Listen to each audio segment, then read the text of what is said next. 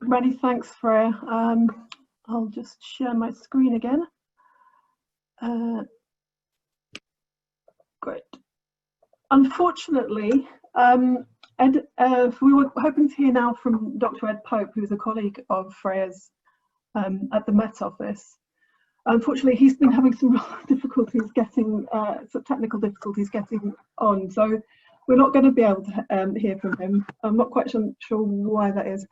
But we have got Dr. Tom Denbigh from Defra, and he's the Senior Scientific Officer from the Future and Farming Directorate at Defra, and he's going to give a response from the Defra perspective. So, Tom, over to you. Can hear you, yeah? And see me, perfect. Apologies for that. Yeah, hi, I'm Tom Denbigh from Defra. And just wanted to say a bit about Defra's interest in the work. So I'm in the farming science team in Defra and work on both mitigation and adaptation evidence support, which are obviously two very interlinked areas. My role is several things.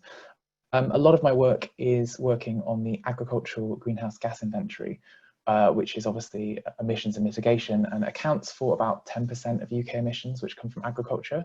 So a lot of this is about understanding where the emissions come from, and the work the inventory team, which I work on, do. It's a group of emissions experts who look at understanding this. So, you know, what effects housing types or different food stock may have on emissions from agriculture, which is obviously key to targeting policy for reducing emissions. A lot of my role, however, is also understanding and supporting mitigation adaptation work generally, and working with policy teams.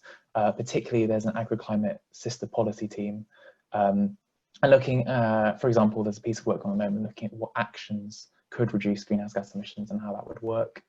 In terms of adaptation work, supporting the agriclimate team again, but also the environmental land management team. Environmental land management scheme is something that will be rolling out over the next few years to phase in to replace the CAP scheme. So that work there. The work of the Met Office, Freya's work, is of great interest to us. One of the things that is constantly highlighted and we're very aware of is the complexity of adaptation, the complexity of different scenarios, and it's one of the things that the adaptation subcommittee of the CCC is very aware of. As Freya said, there's like many or multiple, I guess, climate hazards, and they all vary considerably. Regions of the UK are all going to be differently affected, and variations between years can be quite extreme. So you can have quite a normal year, but then there's increased chance of drought or flood. And Freya's work is really useful for understanding that on a number of levels.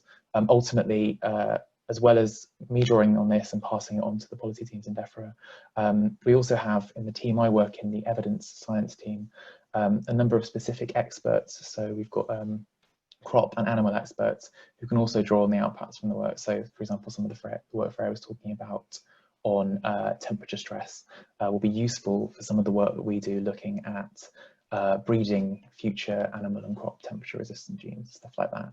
And I just want to finish by saying it's personally been incredibly fascinating to me to the kind of power of the tools that the Met Office can do, and I'm really excited to see how this work goes in the future and see them used more for agriculture. So thank you.